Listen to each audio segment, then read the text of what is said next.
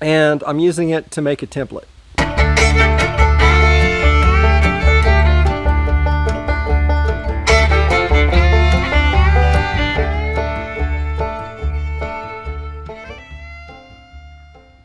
Hey y'all, welcome to T&T Homesteading. This is Terry.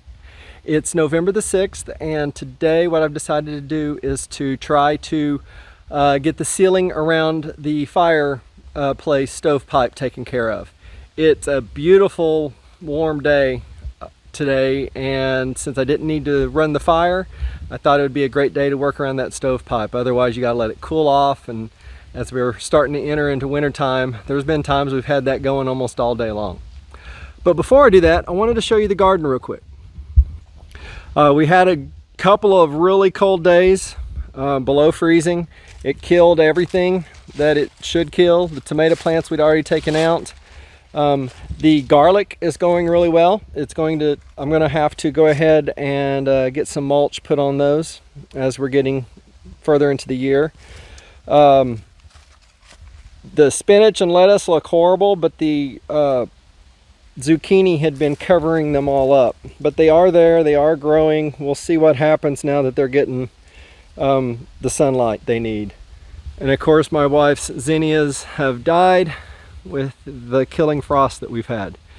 So that's all pretty much done. This is all we got left in the garden. But today it's all about getting the fire stove taken care of.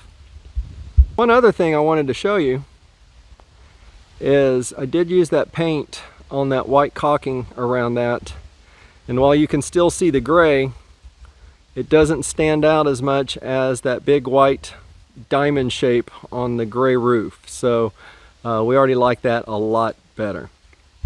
So one of the things we've done, yesterday I spent some time working on this project. We had moved the solar panel, and I don't use that last solar panel we bought, and I took that. So we took the cardboard box from the solar panel, and I'm using it to make a template. You can actually see it laying there on the ground. That wasn't quite perfect, but it did give me a really good idea of what I needed.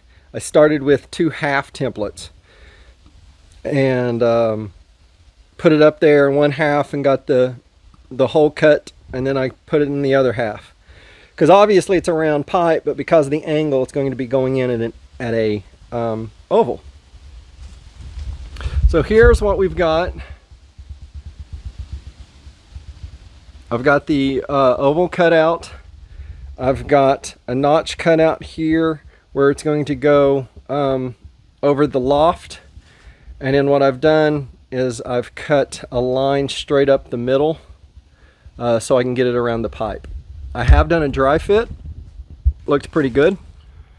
So I've added a cross beam inside here to give me something to attach that to, because with the cut going across the middle like it is, it's going to want to hang on the wall, because it's not going to have the 2 attach points from the 2 sides.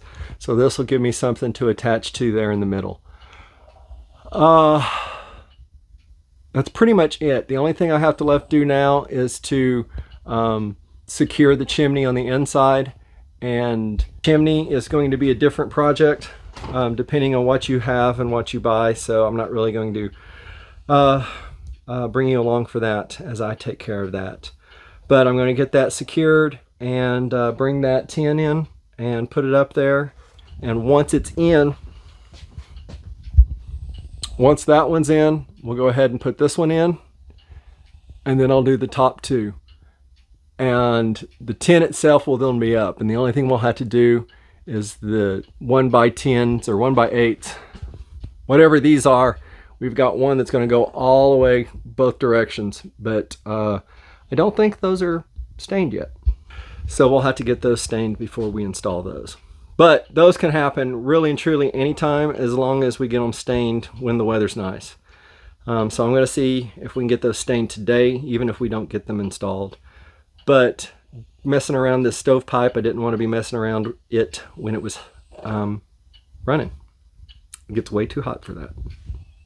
All right, and that's what my bride wanted. 2 more pieces to put up. And then the hard part, the metal part, will be done. Putting the wood up should be so much simpler. At least I hope so. Well, it's 79 degrees outside. It's 74 in here. I'm hot, as you can tell. But I've got the tent on the roof. So there you go.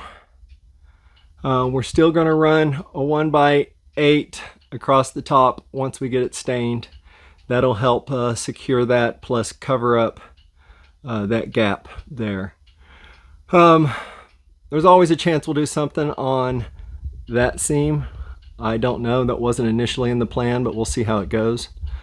As I said before, when we did the tin the first time, if I was to do this again, I would put some sort of underlayment, a 1/4 inch plywood, or even some stripping to put up there to screw those metal into. That way it doesn't sag. Because unfortunately there's only so much I can do since I'm only attaching it on the 2 sides. But there we go. Other things we've done is we did enclose the closet, made some rope curtains and sort of enclosed it. We're not completely done with that yet, but we're almost done with it. We've got one more panel to hang. She only had 2 panels bought. We have them now, we just have to hang them.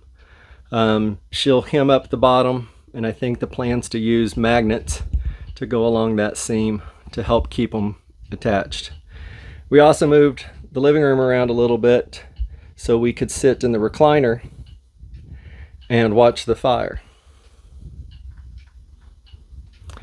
Curtains, we've added curtain rods and some curtains as well. So things are looking a lot better.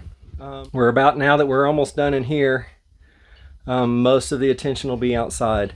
We want to just so much cleanup to do. Wood to split, buck, split, put away.